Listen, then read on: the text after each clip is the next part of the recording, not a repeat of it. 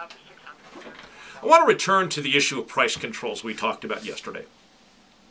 During the discussion yesterday, I referenced the property owner who decided to use his land to raise cotton, and how if we're going to have price control, someone's got to have the authority to come rape him of his product and tell him what he's going to accept for his product, rather than allow him to freely, as a man exercising his personal liberty, to decide what he's willing to accept for his cotton. We had the same discussion about the mill owner. And I know there are some people who would say, well, you know, if it makes these things that we need, such as clothing, affordable to the average American person, you know, well, then the property owner that grew the cotton, and the mill owner that performed the milling process and the dye work, well, they're just going to have to give up a little of their liberty. Well, I wanted to make a couple points about that. First of all, as I said yesterday, nobody, individually or collectively, you or government officials working under your delegated authority, nobody has the authority to strip a man of his individual liberty. So there's no way to legally do it. The only way you can do it is immorally and illegally, which the way people do it when they want to do it immorally and illegally is they just bring guns. We're going to pass this law, and if you don't obey, we're going to bring guns, we're going to threaten you, and we're going to put you in a concrete room with steel bars and leave you sit there for 5 years because you didn't acquiesce to our illegal law. That's the only way to get it done. Now, the point that I wanted to make is this. Dan was the one who wrote to me. So I want to make it clear, Dan, and then you probably already have figured this out on your own, but I want to make it clear anyway. And this will be instructive and illustrative to the other listeners. Dan, if you can do that to him through the force of government, your representatives, if you can do that to the property owner, if you can do that to the mill owner, guess what? They can do it to you. You talked about minimum wage. Well, the minimum wage laws are a bunch of crap. They're not applicable to the vast majority of the United States of America. Companies don't know that, so they obey them, but they don't apply. Constitutionally, minimum wage laws can only apply in a very, very narrow set of circumstances. Most companies are not obliged in any way to honor federal or state minimum wage laws. How's that for a shocker? Most people don't realize that either.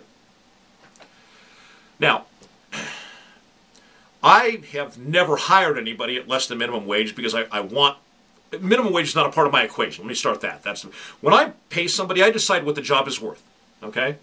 What is this job worth? Or the other side of the equation, what is it going to cost me to get somebody who can do the work competently, the way I want it done? And that's what I pay. And it's never been anywhere near minimum wage. Okay? But even if I was in the realm where I was hiring somebody to do work that I thought was minimum wage type work, I would pay them more or less based on what the work dictates, the quality of worker I want.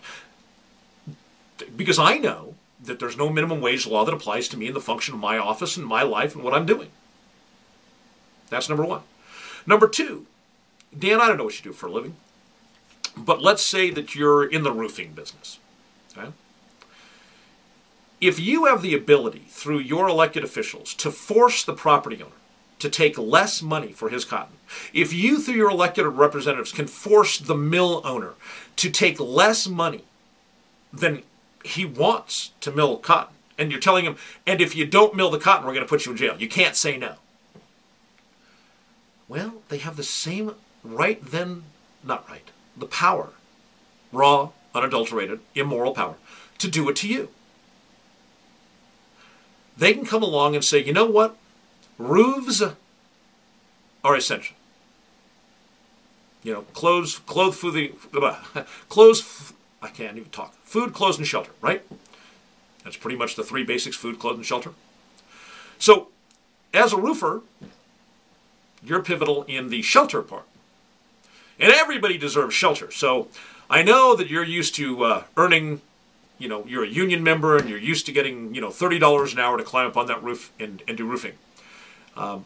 But that's making it unaffordable for some people to get roofs. So we've waved our magic wand, and now all roofers will make $17 an hour instead of $30 an hour. And you might say, but wait, I've got a mortgage. I've got cars that are leased or that I'm paying on. I've got 2 kids. I'm just making it on $30 an hour. If you lower me to $17 an hour, I'm going to be out on the street destitute. I can't do this. I can't support my overhead. Guess what the answer is? Who cares? That's what the answer is. And that's what the answer should be. Because you didn't respect the property rights of the gentleman who owned the farm. You didn't respect the property rights of the gentleman who owned the mill. So then help me understand. When the government comes along and says, you're now going to work for a lot less than you think you're worth, what right do you have to say no? The answer is you have no right whatsoever. If you can take the rights of others, they can take your rights. Wouldn't it be best if we just allowed each person to function with the full measure of their personal liberty? I'm Dave Champion, back right after these words.